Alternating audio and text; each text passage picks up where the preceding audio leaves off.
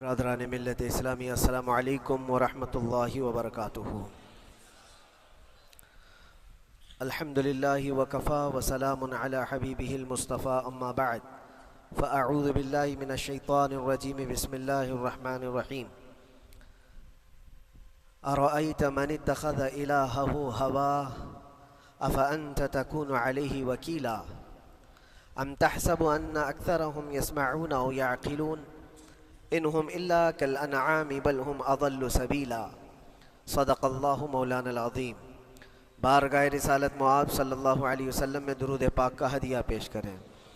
اللہم صلی علی سیدنا و مولانا محمد معدن الجود والکرم وآلہ واصحابہ الکرام وابنہ الکریم وبارک وسلم صلاة دائمة سرمدا ابدا۔ رب ذوالجلال قرآن عظیم میں یوں ارشاد فرماتا ہے، اے رسول کیا آپ نے نہیں دیکھا ان لوگوں کو جنہوں نے اپنی خواہشات کو اپنا خدا بنا لیا ہے، اپنی خواہشات کو اپنا معبود بنا لیا ہے، جو وہ چاہتے ہیں اسی کے پیچھے بھاگتے ہیں، اس کی عبادت کرتے ہیں۔ اور اللہ تعالیٰ فرماتا ہے، اے نبی کیا آپ ایسوں کی سفارش کریں گے اور ایسوں کے آپ وکیل بنیں گے جو اپنے خواہشات کے پجاری ہیں؟ اور اللہ فرماتا ہے ان میں سے تو اکثر ایسے ہیں کہ انہیں عقل نہیں ہے، وہ جانوروں سے بھی بدتر ہیں، جو اپنے خواہشات کے پیچھے بھاگ رہے ہیں۔ شیخ اعظم سیدنا محی الدین ابن عربی رحمۃ اللہ تعالی علیہ، ان کی کئی چیزیں لوگوں میں ایسی بھی مشہور تھی کہ شیخ محی الدین ابن عربی ایسے ایسے الفاظ بول جاتے ہیں جو شریعت میں ہوتے نہیں ہیں۔ بہت سارے مسائل ان کے ہیں، لیکن ایک بار شیخ محی الدین ابن عربی بیٹھے ہوئے تھے، کرسی پر ہیں، سامنے مریدین بھی ہیں، بہت سارے ملنے والے لوگ بھی آئے ہوئے ہیں۔ اسی اثنا میں انہوں نے ایک جملہ ایسا کہا، واقعی اگر آپ کے سامنے بھی ایسی بات آئے تو آپ بپھر جائیں۔ شیخ محی الدین ابن عربی کہتے ہیں، اے لوگوں جو تم سب یہاں میرے پاس بیٹھے ہو، تمہارا خدا میرے پاؤں کے نیچے ہوتا ہے، تمہارا خدا میرے قدموں کے نیچے ہوتا ہے۔ سب ظاہر سی بات ہے جیسے ایسا جملہ سنا تو اٹھ کر کے لوگ بھاگنا شروع ہو گئے کہ آدمی کافر ہو گیا۔ شیخ اعظم ہیں یہ حضرت محی الدین ابن عربی، جن کی بہت ساری کتابیں ہیں، تصوف میں آپ کا ایک بہت بڑا باب ہے۔ لوگ اٹھ کر کے ادھر سے ادھر چلنے لگ گئے کہ ایسے ایسے جملے بول رہے ہیں، یہ محی الدین ابن عربی کو ہو کیا گیا، خدا پیروں کے نیچے ہوگا، کفریہ جملہ ہے۔ سب تو چلے گئے، دو باقی رہ گئے جو مخصوص مریدین میں سے تھے۔ انہوں نے کہا کہ حضور جو جملے سنے ہم کو بھی کانوں پر یہ وزن لگ رہے ہیں، لیکن کیوں کہا آپ نے ایسا؟ اس کا کچھ معنی ہے؟ آپ جیسے عظیم المرتبت بزرگ سے ایسا جملہ کیسے ممکن ہے؟ انہوں نے فرمایا کہ ان سب کو بھی تو یہ پوچھنا چاہیے تھا میرے بولنے کا مطلب کیا ہے۔ فوراً بدگمانی کیا اور بھاگ گئے۔ تم دو باقی رہ گئے، میں بتاتا ہوں کہ میں نے یہ جملہ کیوں کہا تھا۔ تو کرسی پر بیٹھے تھے اور چٹائی نیچے بچھی ہوئی تھی یا قالین بچھی ہوئی تھی جس پر لوگ بیٹھے ہوئے تھے۔ آپ نے اپنے ان دو مریدین سے کہا یہ چٹائی اٹھاؤ۔ چٹائی اٹھائی تو دیکھا وہاں پر سونے کے چاندی کے سب سکے رکھے ہوئے تھے جو شیخ محی الدین ابن عربی کے پیروں کے نیچے تھے۔ کہا وہ جتنے آئے تھے وہ اسی کی عبادت کرتے تھے، اس لیے میں نے کہا کہ تمہارا خدا میرے پاؤں کے نیچے ہوتا ہے۔ وہ خواہشات کے پجاری ہیں، میں نے اللہ نہیں کہا۔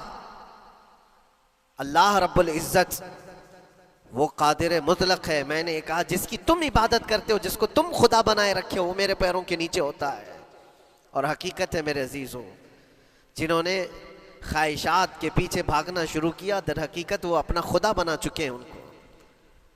کیا ایسا نہیں ہوتا ہے کہ جو بندہ ضدی طبیعت کا ہوتا ہے چاہ لیتا ہے کہ یہ مجھے چاہیے تو چاہیے، یہ مجھے چاہیے تو چاہیے؟ یہ جو ضد ہے اپنی خواہش کو پوری کرنا، یہاں پر کہا گیا ہے کہ وہ اپنی خواہش کی عبادت کر رہا ہے، اس کے پیچھے بھاگ رہا ہے۔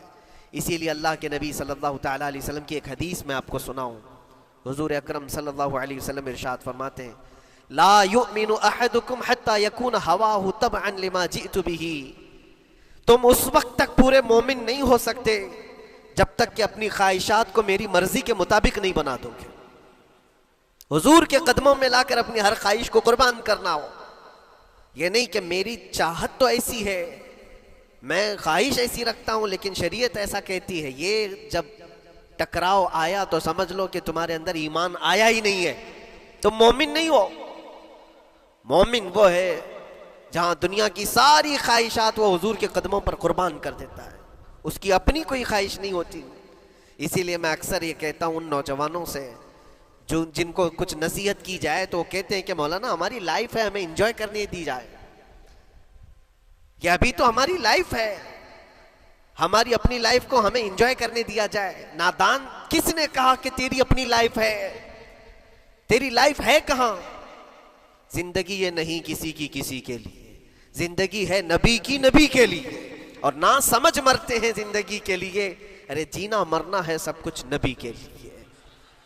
جو خواہشات کو لا کر کے حضور کے قدموں پر رکھ دیتا ہے تو پھر وہ کہتا ہے میرے عزیزوں، وہ پھر آ کر کے یہ کہتا ہے اپنی خواہشات، اپنی طبیعت جہاں سب مر جاتی ہے آدمی کی، اس کی اپنی کچھ نہیں ہوتی، تب اس مومن کی زبان سے یہ نکلتا ہے یا رسول اللہ زمین و زمان تمہارے لیے، مکین و مکان تمہارے لیے، چنین و چنا تمہارے لیے، بنے تو جہاں تمہارے لیے، ہم آئے یہاں تمہارے لیے، اٹھے بھی وہاں حضور کے لیے۔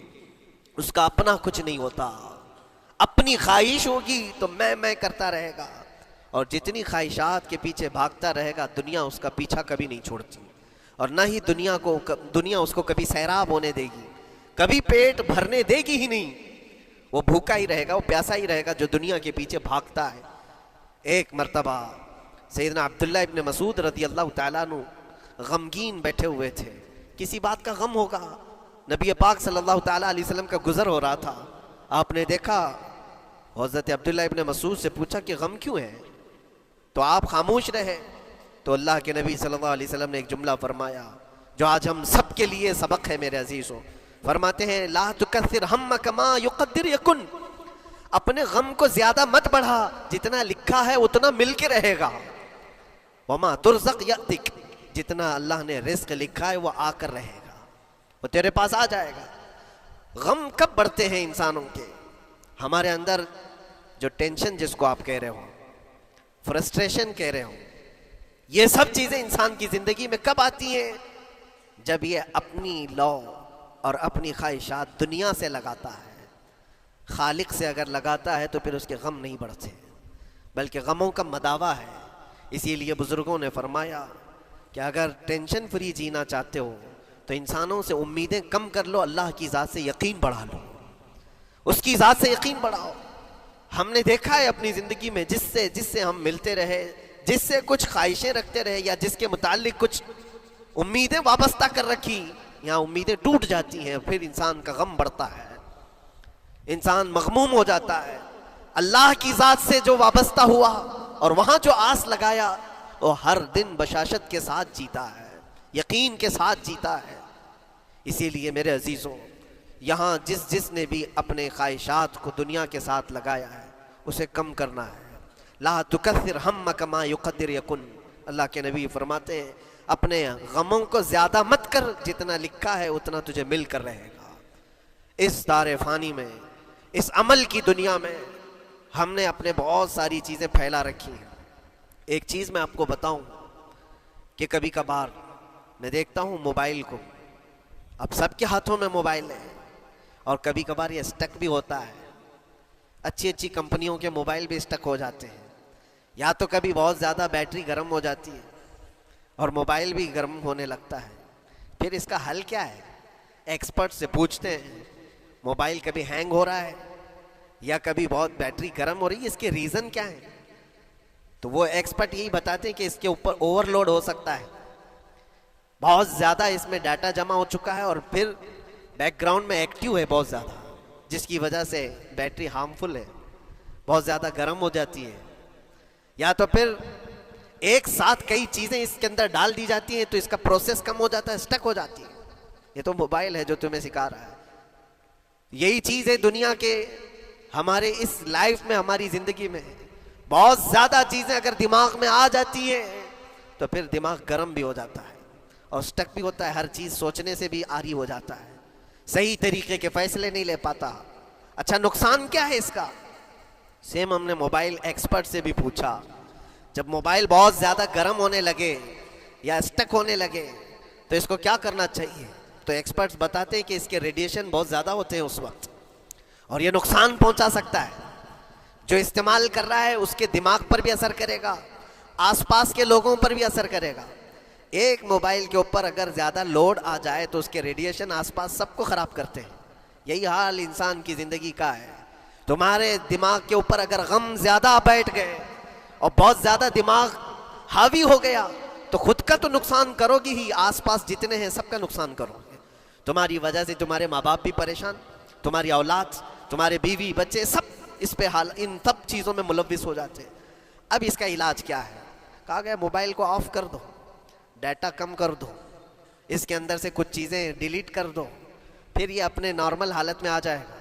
سیم آپ کے لیے بھی ہے، دماغ میں دنیا کے بہت سارے فطور بھرے ہو تو تھوڑی چیزیں ڈیلیٹ کر دو، تھوڑے دنوں کے لیے اپنی اس ایکٹیو لائف کو روک دو اور آ جاؤ اللہ کی بارگاہ میں اور آنکھ بند کر کے اس کی طرف لو لگاؤ، اس لیے کہ ہماری بیٹری جو چارج ہوگی وہ خالق کائنات سے ہی ہوگی، بنانے والا ہی بہتر جانتا ہے اس کی زندگی کس چیز سے چلتی ہے۔ اور اسی لیے کہا ہے، امام غزالی رحمۃ اللہ تعالیٰ علیہ فرماتے ہیں، جو بندہ اللہ کے ذکر سے کئی دن تک غافل ہوتا ہے تو مردہ لاش ہے جو چل رہا ہے، بازاروں میں جو چل پھر رہا ہے، ذکر الہی نہیں کرتا تو اس کی روح ختم ہونے کے قریب آئی ہے، یہ زندہ لاش ہے۔ یہاں زمانے ہو گئے، مہینوں بیت گئے، برسوں ہو جاتے ہیں، کتنے دن ایسے ہیں آپ نے اللہ کے ذکر کے لیے الگ سے وقت نکالا ہو؟ کہاں ہے وقت؟ نماز بھی ایسے پڑھ کر کے بھاگ جاتے ہیں جیسے لگتا ہے کہ کوئی چیز ہمارے اوپر سوار تھی، جلدی سے ہٹا دی اور بھاگ گیا۔ نہیں میرے عزیزوں، ہماری روح جب بیمار ہوتی ہے، ہماری روح کو جب بھوک لگتی ہے تو اللہ کے ذکر سے اس کا علاج بھی ہوتا ہے اور اس کو رزق بھی ملتا ہے، لیکن ہم رزق دیتے ہی نہیں۔ کبھی آپ نے دیکھا ہماری باڈی کو، صبح ناشتہ نہ کرو، دوپہر میں کھانا نہ کھاؤ تو شام تک ہمارا جسم ہچکولے لینے لگتا ہے، چکر آنے لگ جاتے ہیں۔ کیوں؟ جسم 2 وقت کے کھانے کو چھوڑنا برداشت نہیں کر پاتا، کمزوری آ جاتی ہے، جسم کو بھوک لگتی ہے، ہمیں کھانا دینا اسے ضروری ہے۔ اسی طرح اللہ نے ہماری جو روح بنایا ہے، روح کو بھی رزق کی ضرورت ہے، اور روح کا رزق کیا ہے؟ روح کا کھانا پینا کیا ہے؟ کاجو بادام میوے پستے کھا کر کے روح کو طاقتور نہیں بنا سکتے۔ فرمایا گیا روح کی غذا اللہ کا ذکر ہے، جب بندہ اللہ کا ذکر کرتا ہے تو اس کی روح کو طاقت ملتی ہے اور روح کمزور نہیں رہتی، طاقتور بن جاتی ہے۔ عزیزان گرامی وقار، پھر میں خلاصتاً یہ بات کہوں گا کہ ہم نے دنیا میں اتنی ساری چیزیں پھیلا لی ہیں، اتنے سارے، جس کی وجہ سے غموں کا بوجھ ہمارے دماغ پر طاری ہے، اور ایک وقت وہ آئے گا جب ساری چیزیں چھوڑ کر کے فوراً بھاگنا پڑے گا، نکلنا پڑے گا۔ کچھ لوگوں کے متعلق کہا گیا ہے کہ روح نکلنے کے وقت اس کو بہت تکلیف ہوتی ہے، سب کے لیے نہیں، کچھ ایسے لوگ ہیں جن کے روح نکلنے کے وقت درد زیادہ ہوتا ہے، تکلیف زیادہ ہوتی ہے مرنے کے وقت۔ پوچھا گیا کیوں؟ کہا کہ یہ روح جو ہے اس کی ساری بنائی ہوئی چیزوں میں اٹکی ہوئی ہے، اس کی اولاد میں بھی ہے، اس کے مال میں بھی لگی ہوئی ہے، اس کے گھر میں بھی لگی ہوئی ہے، اس کے جائیداد میں بھی لگی ہوئی ہے۔ روح جب نکل رہی ہوتی ہے ان سب چیزوں سے بھی نکل رہی ہے، جہاں جہاں اس کی خواہشات لگی ہوئی تھی سب جگہ سے کھینچا جا رہا ہے، تو درد بڑھتا چلا جاتا ہے، تکلیف بڑھتی چلی جاتی ہے، اور پھر وہ جب دیکھ رہا ہوتا ہے خالی ہاتھ جا رہا ہو، تکلیف زیادہ ہوتی۔ اسی لیے میرے عزیز و اللہ کے نبی صلی اللہ تعالیٰ علیہ وسلم کا جب آخری وقت آیا، آپ کے وصال کا وقت آیا، حضور نے اپنی بیویوں کو بلایا، ازواج مطہرات کو بلایا اور پوچھا کہ کس کے پاس کتنا سونا ہے، کتنا زیور ہے۔ ازواج مطہرات نے کہا میرے پاس اتنا ہے، ان کے پاس اتنا ہے، سب نے اپنے چاندی سونے کے زیورات لا کر پیش کر دیا۔ حضور پاک صلی اللہ علیہ وسلم نے فرمایا اے میری بیویوں، اے میری ازواج، اگر تم چاہو تو یہ سب اللہ کی راہ میں خیرات کر دو، اللہ کی راہ میں اس کو وقف کر دو، خیرات کر دو۔ بیویوں نے پوچھا یا رسول اللہ صلی اللہ علیہ وسلم، کیا آج سے سونا چاندی پہننا حرام ہو گیا ہے؟ کیا ہمارے لیے ناجائز ہو گیا ہے؟ نبی پاک صلی اللہ علیہ وسلم نے فرمایا نہیں، زینت تو تمہارے ہی لیے ہے، سونا اور چاندی تمہارے لیے ہے، حرام نہیں ہے، ناجائز نہیں ہے، لیکن میں دیکھ رہا ہوں میری زندگی کا آخری وقت آ گیا، میں رب ذوالجلال کی بارگاہ میں جانے والا ہوں، میں یہ چاہتا ہوں کہ اس حال میں دنیا سے جاؤں کہ میرے گھر میں سونا چاندی کا کوئی ٹکڑا پڑا ہوا نہ ہو اور اللہ کی بارگاہ میں فقیر اٹھایا جاؤ۔ یہ نبی پاک صلی اللہ تعالیٰ علیہ وسلم کی خواہش ہے کہ میں اللہ کی بارگاہ میں اس حال میں جاؤں کہ میرے گھر میں کوئی چیز رکھی ہوئی نہ ہو، سونا اور چاندی، مال و دولت. کیونکہ میرے عزیزوں، اسی سے اندازہ کرو انسان اپنی خواہشات میں اتنا گھر جاتا ہے کہ اس سے نکلنا اس کے لیے مشکل ہوتا ہے. اور روح نکلنے کے وقت یہی تو تکلیف ہوتی ہے کہ کہاں کہاں کیا کیا بنایا تھا، کتنا جمع کیا تھا، حساب کرتے کرتے اس کی روح نکل جاتی ہے. ہم نے دیکھا ہے، میں اپنا ایک تجربہ بتاتا ہوں. عمرہ سے ہم واپس آ رہے تھے، 40 لوگوں کا قافلہ تھا. ایئرپورٹ پر پہنچے، بہت تاخیر ہو چکی تھی اور فلائٹ کا وقت بہت کم رہ گیا تھا. اور حاجی لوگ ماشاءاللہ جاتے ہیں تو خوب بھر بھر کر کے سامان بھی لیتے ہیں. کیا کیا سامان تھے سب کے پاس. اور ہمارا بار بار جانا آنا ہوتا ہے، میں کبھی کوئی زیادہ چیزیں رکھتا نہیں. ہم تو آگے نکلے، گروپ پورا تھا اور سارے لوگ سامان لے کر کھڑے تھے. وقت گزرتا گیا، فلائٹ جہاں چیک ان ہو رہا تھا سامان، انہوں نے کہا کہ 25 کلو سے زیادہ کا الاؤڈ نہیں ہے. اور یہاں 40 کلو لے کر بیٹھے ہوئے تھے. میرا تو تھوڑا سا لے لے، تیرا تو تھوڑا سا لے لے، ایک دوسرے کو پیش کر رہے ہیں. 3-4 لوگوں نے تو مجھے پکڑایا کہ آپ کے پاس سامان کم ہے مفتی صاحب، آپ تھوڑا سا ہمارا لے لو. جس کا لے سکتے تھے لے لیا. پھر اس کے بعد 1 گھنٹے سے کم ٹائم بچا تھا، انہوں نے کاؤنٹر کلوز کر دیا. میں نے دیکھا 20 سے 25 حاجی ایسے ہیں جن کا سامان بکھرا ہوا ہے اور کیا لے جا سکتے ہیں ہاتھ میں، وہ بھی 7 کلو 8 کلو اتنا ہی تھا. ان کی خواہشات میں دیکھ رہا تھا. کوئی مسلح اٹھاتا ہے، کوئی کھجور اٹھاتا ہے، کوئی کہتا ہے نہیں میرے بچوں کے لیے کھلونے لیا تھا اس کو لے لیتا ہوں. وہ لے لو تو مسلح چھوڑنا پڑتا ہے، یہ لے لو تو کھجور چھوڑنا پڑ جاتا ہے. کسی نہ کسی طرح سے وہ لوگ آخری وقت 2-4 چیزیں لے کر کے نکل رہے تھے اور بکھرا ہوا پورا سامان ایئرپورٹ پر ایسے ہی موجود تھا. 1-2 کلو نہیں، کتنے کلو کا سامان چھوڑ کر کے یوں ہی آنا پڑا. یا تو پھر فلائٹ کے سفر پہ جاؤ یا سامان میں لگے رہو، 2 ہی آپشن تھے. اور کون وہ چھوٹے سامان کے لیے اپنا سفر ملتوی کرتا. واپس آئے، حسرت بھری نگاہوں سے دیکھتے رہے اپنے سامان کو. اور پھر اندر آ کر جب بیٹھے، میرے ذہن میں یہ بات گونجنے لگی، یہی حالت ہوتی ہوگی جب انسان دنیا سے جا رہا ہوتا ہے، جب یہاں سے رخصتی کا وقت آتا ہے اور ملک الموت سر پر آ کر کھڑا ہو جاتا ہے. روح نکلنے کے لیے بھی تھوڑا سا وقت باقی ہے، بس منٹوں میں بھی نہیں رہ گیا. جب اس کو نظر آتا ہے، اب یہ سوچتا ہے اتنی نمازیں باقی رہ گئی، اتنی زکوٰۃ بھی رہ گئی، حج بھی تھا، اور بھی کچھ چیزیں کسی کے دینے کے باقی تھے، قرضے بھی تھے. کس چیز کی نصیحت کروں، کس چیز کی وصیت کروں. فلاں جگہ ایک گھر خرید کر کے اس کے ڈاکیومنٹ تو وہاں رکھا تھا، بیٹے کو بھی نہیں بتایا، بیٹی کو بھی نہیں بتایا، پتہ نہیں کس کے ہاتھ لگ جائے گا. یہ خواہشات گھومتی رہتی ہیں، وہ کسی کو بتا بھی نہیں پاتا. ادھر ملک الموت روح نکال کر نکل پڑتی. یہ انسان کی شارٹ لائف ہے، مختصر سی زندگی ہے جہاں یہ خواہشات دھری کی دھری رہ جاتی ہیں. اسی لیے شیخ سعدی نے بہت اچھی بات فرمائی. ایک بادشاہ نے اعلان کیا تھا اپنے وزیروں میں سے ایک کو، اس سے بہت خوش ہوا اور کہا جا آج تجھے میں اتنی جائیداد دوں گا، اتنی زمین، اتنی پراپرٹی دوں گا جتنا تو اپنے ہاتھ میں ایک لکڑی لے کر گھیر دے گا، جتنی زمین تو گھیرے گا اتنی تیرے نام لکھ دوں گا. لیکن اس کے لیے ایک شرط ہے، صبح یہ لکڑی لے کر تو راؤنڈ مارنا اور اتنا گول سرکل بنانا سورج ڈوبنے سے پہلے تک، جتنی زمین گھیر لے گا وہ پوری تیرے نام پر. اس نے سوچا کہ اتنی بڑی زمین میں گھیر سکتا ہوں ایک پورے دن. میاں ممبئی والے اچھی طرح جانتے ہیں 4x4 کی جگہ مل جائے تو یہاں کتنی بڑی غنیمت ہوتی. اور اس بندے کو بادشاہ نے کہا لکڑی ہاتھ میں لے لے اور لکیر کھینچ، شام ہونے سے پہلے جتنا کرے گا پورا تیرے نام پر. وہ نکلا اور جب لکیر کھینچتے جب چلنے لگا، پیچھے مڑ کے دیکھتا تھا بہت لمبی ہو گئی ہے، اتنی زمین میرے نام پر ہونے والی ہے. دوپہر ہو گئی، وہ واپس آنا نہیں چاہ رہا ہے. واپس آ کر کے سرکل پہ ختم تو کرنا ہے جہاں سے شروع کیا تھا. سوچتا اور تھوڑا کرتے کرتے وہ اثر ہو گئی اس کی. اب اس کو لگا کہ واپس پلٹنا چاہیے. کئی کلومیٹر ہو گئے تھے، اتنے کلومیٹر کی زمین اب وہ اپنے نام پر کروانے والا تھا. لیکن جب واپس پلٹنے کا وقت آیا، سانس پھولنے لگ گئی، کیونکہ صبح سے چل رہا ہے، کھایا بھی نہیں ہے، پیا بھی نہیں ہے. جس چیز کو جمع کرنے کے لیے دوڑتا رہا، اب سورج پیلا پڑ گیا، ڈوبنا کے وقت قریب آنے لگا تو اب بھاگنا شروع کیا. بادشاہ اور اس کے وزیر انتظار کر رہے تھے کہ یہ لوٹے گا بھی.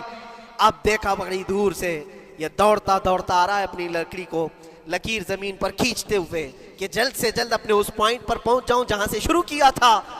سانس پھولنے لگ گئی، دوڑتے ہانپنے لگ گیا. سورج ڈوبنے کے قریب آ گیا. آخری کرنیں باقی تھی اور اس کا پوائنٹ بھی قریب آ گیا تھا. دوڑتے دوڑتے کسی طرح سورج غروب ہونے سے پہلے پہنچ گیا وہاں پر, لیکن کثرت سے بھاگنے کی وجہ سے ٹھوکر کھا کر کے گر گیا اور اپنے اس پوائنٹ پر لکڑی لا کر کے جمع کر دیا. بہت بڑا سرکل, بہت بڑی لکیر کھینچا تھا, لیکن ایسا گرا کہ دوبارہ اٹھ نہیں سکا.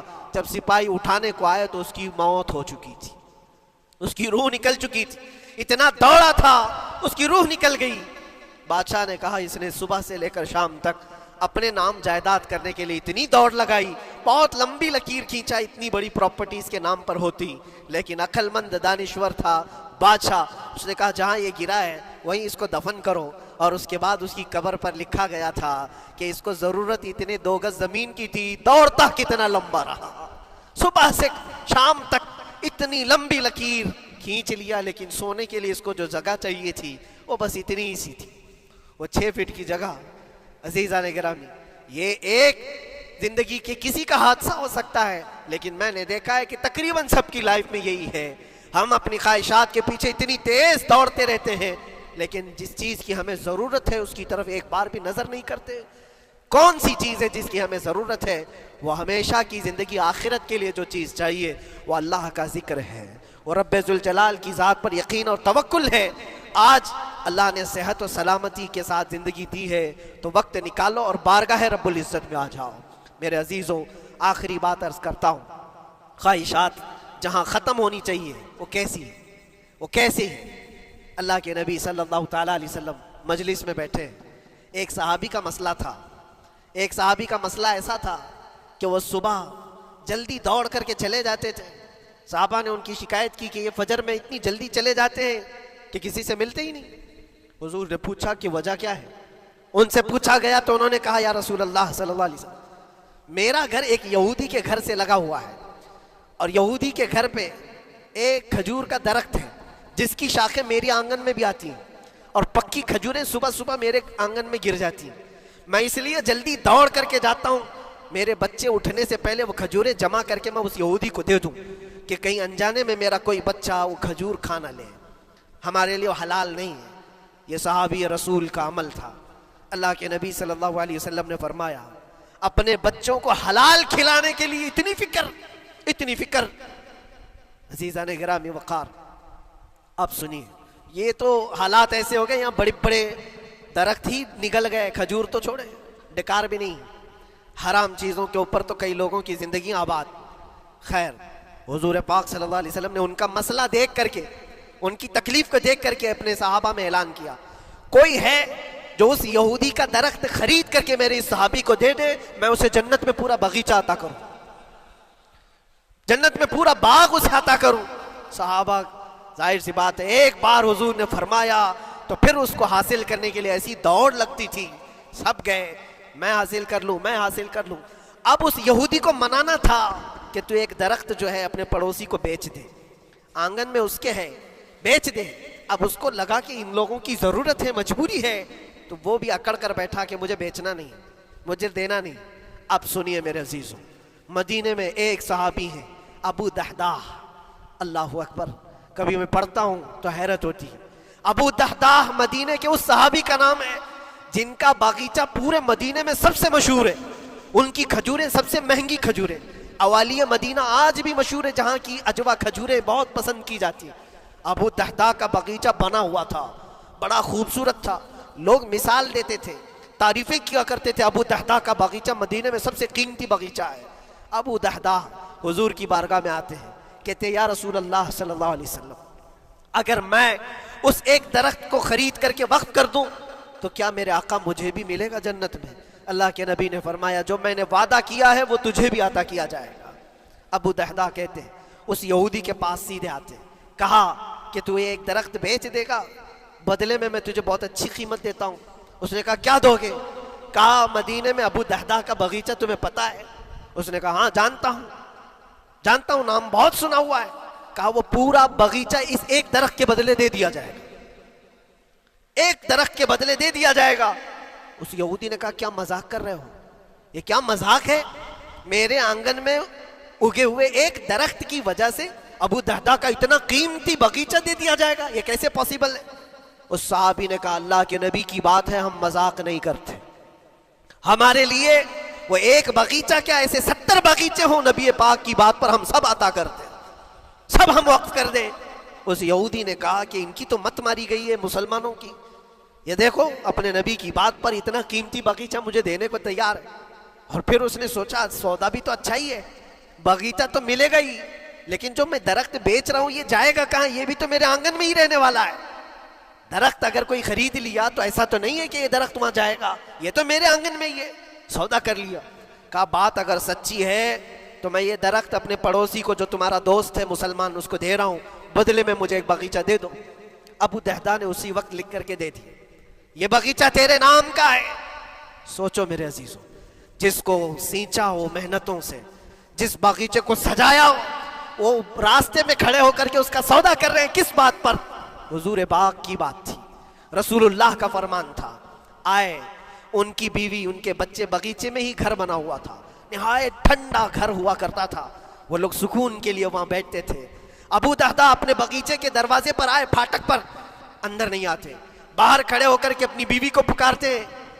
ام دہدہ پوچھتی ہے، وہ آواز آتی ہے، کیا ہوا اندر کیوں نہیں آتے؟ باہر کھڑے ہو کر ابو دہدہ کہتے ہیں بیگم باہر آ جا، یہ باغیچہ بک چکا ہے، اب ہمارا نہیں ہے، سامان لے، بچے لے اور باہر آ جا۔ بیوی نے کہا یہ کیسے اچانک؟ نہ کچھ کہا نہ کچھ بتایا، لیکن وہ عورتیں دنیا دار عورتیں نہیں تھیں، وہیں سے اندر سے کہتی ہے ابو دہدہ میرا تم پر یقین ہے، اگر سودا کیا ہوگا تو بہت بھاری سودا کیا ہوگا، ورنہ ابو دہدہ کا باغیچہ مدینے میں بیچے جانے کے قابل نہیں ہے، کون ہے جو اس کی قیمت لگائے گا؟ میرا گمان یہ ہے کہ میرا شوہر اگر سودا کیا ہوگا تو بہت اونچا سودا کیا ہوگا۔ ابو دہدہ نے کہا میری رفیق حیات باہر تو آ جا، میں تجھے بتاؤں کون سا سودا کیا ہے، باہر آ جا۔ بچوں کو لیتی اپنا سامان سمیٹتی ہے اور اسی وقت باغیچہ چھوڑ کر کے باہر نکل آئی۔ ابو دہدہ سے پوچھتی ہے یہ اچانک سودا کرنے کی کیا ضرورت پیش آئی؟ یہ اس طرح سے اچانک تم نے سودا کر لیا اور مجھے باہر بلایا، کیا سودا کیا، کتنے پہ بیچا؟ ابو دہدہ نے کہا میرے ہاتھ میں پیسہ تو 1 روپیہ نہیں، 1 درہم نہیں ہے۔ کہا پھر کتنے میں بیچا؟ کہا اندازہ بھی نہیں کر سکتی۔ اللہ کے نبی نے فرمایا میرے اس صحابی کے لیے جو ایک درخت خرید کر کے دے دے اسے میں جنت کا باغیچہ عطا کروں گا۔ میں نے اپنے دوست مسلم بھائی کے لیے اس کا درخت خرید کر کے وقف کیا ہے اور بدلے میں اس یہودی کو یہ باغیچہ دے دیا ہے۔ بیوی وہ نہیں تھی جو یہ کہتی کہ مت ماری گئی ہے تیری، گھر بیچ کے آ گیا، فلاں کر کے آ گیا، وہ دنیا دار عورت نہیں تھی۔ ہاتھ اٹھاتی ہے اور سر پر رکھتی ہے اور کہتی ہے ابو دہدہ مجھے تمہارے بارے میں یہی یقین تھا، قسم رب ذوالجلال کی اگر وہ یہودی اس باغیچے پر نہیں مانتا تو ہمارے پاس اور جو کچھ تھا سب دے کر کے ہم نبی پاک کی بات پر عمل کر لیتے۔ حضور کی بات تھی، وہ یقین تھا، دنیا دے دیا، خواہشات قربان کر دیا قدم مصطفیٰ پر۔ اسی لیے اقبال نے کہا ہے کہ جو کچھ بھی ہمارے پاس ہے وہ نام مصطفیٰ سے ہے، آبرو ماز نام مصطفیٰ، ہم سب کی عزت و آبرو مصطفیٰ کے نام سے ہے۔ وہاں اپنی خواہشات قربان کر دو، ختم کر دو، اپنے اندر کی جتنی چیزیں ہیں حضور نے فرمایا تو اس کے بعد اپنی طبیعت نہیں، اپنی خواہش نہیں۔ تم اپنے گھر پر سوچتے بیٹھے رہو گے کہ میرا گھر کیسے، میری بیوی کیا بول رہی ہے، میرا باپ کیا بول رہا ہے، میری ماں کیا بول رہی ہے؟ نہیں، وہ صحابہ کی زندگی یہ تھی، دنیا کیا بول رہی ہے اس سے ہمیں مطلب نہیں، میرے مصطفیٰ کیا فرما رہے ہیں۔ اپنی خواہشات وہاں پر۔ حضرت انس بن نزیر ایک صحابی ہیں، وہ حضور صلی اللہ تعالیٰ علیہ وسلم کے بڑے رازدار صحابی تھے، حضور ان کے گھر پر موجود ہے۔ مکہ سے ایک لیٹر آیا، جنگوں کی وہ لوگ تیاری کر رہے تھے، اور انس بن نزیر کون ہے؟ یہ ان کی بیوی جو تھی انس بن نزیر کی، اپنی بیوی سے بہت محبت کرتے تھے، بلکہ عشق کرتے تھے، عشق کرتے تھے اپنی بیوی سے، اور عشق میں ان کی شادی بھی ہے، اپنی بیوی کو بہت چاہتے تھے۔ اب سنو، مصطفیٰ کریم صلی اللہ علیہ وسلم انس بن نزیر کے گھر پر ہے، مکہ سے ایک قاصد آیا اور رازدارانہ طور پر ایک خط دیا، کہا مکہ والے جنگوں کی تیاری کر رہے۔ حضور نے خط کو پڑھوایا اور انس بن نزیر سے کہا انس یہ بات تیرے اور میرے بیچ میں راز ہے، کسی سے نہیں کہنا، جب تک میں نہ کہوں اس خط کا ذکر کسی سے نہ کرنا۔ انس بن نزیر نے کہا اے اللہ کے نبی آپ کا حکم، اس کے بعد میری زبان نہیں کھلے گی۔ خط کو بند کر دیا، رکھ لیا۔ حضور جب تشریف لے گئے گھر سے ان کی بیوی، ان کی محبوبہ، ان کی رفیق حیات جس کو بہت زیادہ چاہتے تھے آئی. کہا انس رسول اللہ گھر پر آئے تھے، کچھ راز کی بات چل رہی تھی. کیا بات چل رہی تھی؟ انس بن نزیر نے کہا دیکھ میری بیگم محبت اپنی جگہ پر، وہ میرے مصطفیٰ کا راز وہ میں نہیں شیئر کر سکتا، وہ نہیں بتا سکتا. بیوی ہنس کر کہتی تم نہیں بتاؤ تو کوئی بات نہیں، میں نے تو دیوار کے پیچھے سے سن لیا ہے، مکہ والے جنگوں کی تیاری کر رہے ہیں، خط آ گیا ہے. انس بن نزیر نے اپنی بیوی سے اتنی بات سنی، سیدھے جا کر کے گلا پکڑ لیا، گردن کو دبوچ دیا اور کہا اس وقت تک میں تیری گردن نہیں چھوڑوں گا جب تک میرے مصطفیٰ کا فرمان نہ آ جائے. گردن پکڑ لیا اس عورت کی جس کو سب سے زیادہ یہ چاہتے تھے، لے آئے حضور کے پاس. کہا یا رسول اللہ معاف کر دیں، آپ کا راز تھا میں نے تو نہیں بتایا، مگر میری بیوی نے دیوار کے پیچھے سے سن لیا اور اس لیے میں اس کی گردن پکڑ کر کے لایا ہوں کہ کہیں میں مجرم نہ بن جاؤں، نبی پاک کا راز افشا کرنے والا میں مجرم نہ بن جاؤں. آقا اگر آپ حکم فرمائیں تو میں اس کو ختم کر دوں یا اس کو طلاق دے کر کے آزاد کر دوں، آپ کے فرمان پر میں کامل عمل کر سکوں. اللہ کے نبی نے فرمایا انس چھوڑ دے گردن، جس طرح تو ہمارے راز کی حفاظت کرتا ہے یہ میری صحابیہ ہے، یہ بھی میرے راز کی حفاظت کرے گی. اس کے بعد ہاتھ چھوڑ دیا اور اپنی بیوی سے کہا کہ دیکھ میری محبت میرا عشق اپنی جگہ پر، بات جب مصطفیٰ کی آئے گی پوری کائنات کو میں چھوڑ دوں گا، میرے مصطفیٰ کی بات کو عمل کروں گا. اور اس بیوی نے بھی یہی کہا انس اگر تو مجھے راز بتا دیتا حضور کا، عشق میں ڈوب کر کے، محبت میں ڈوب کر کے، تو جو گلا تو نے میرا پکڑا کل میں تیرا گلا پکڑ کر حضور کے پاس لاتی کہ حضور یہ آپ کی غلامی کے قابل نہیں ہے. یہ ان کا کمال درجے کا ایمان تھا، اپنی خواہشات کو قربان کر دیا. ایک مدینے کی خاتون ایسی ہے سب سے زیادہ حسین و جمیل لڑکی ہے، حضور کے پاس ایک حبشی کالے رنگ کے صحابی ہیں. آئے کہا یا رسول اللہ مجھ سے کوئی شادی نہیں کرتا. حضور نے فرمایا کہ جا میں تیری شادی کے لیے ایک جگہ پر پیغام بھیجتا ہوں، اور بھیجا اس لڑکی کے گھر. انصاری صحابی کی ایک لڑکی اتنی خوبصورت ہے مدینے میں، ان کے گھر بھیجا. یہ تو حبشی قسم کے تھے. یہ ایک پیغام لے کر کے جب آئے، ماں باپ باہر بیٹھے ہوئے، لڑکی اندر ہے. ماں باپ نے دیکھا کیوں آئے ہو؟ کہا میں پیغام لے کر آیا ہوں. کس چیز کا؟ آپ کی بیٹی سے نکاح کا. کس نے بھیجا؟ کہا اللہ کے رسول نے. ماں اور باپ ہیں، شکل و صورت دیکھی اور ان کی حسینہ بیٹی. کہا ٹھیک ہے تم جاؤ واپس، ہم حضور سے بات کر لیں گے. اتنا ہی کہا، ٹال دیا ہوگا. وہ صحابی جو آئے تھے کالے رنگ کے، انہوں نے کہا یہ تو روز کی بات تھی، ہر جگہ ریجیکٹ ہوتا ہی تھا، میرے لیے تعجب کی بات نہیں تھی، میں تو واپس آیا حضور کے پاس. ہوا گھر میں کیا، اندر جوان لڑکی جو گھر میں موجود تھی بھر آئی.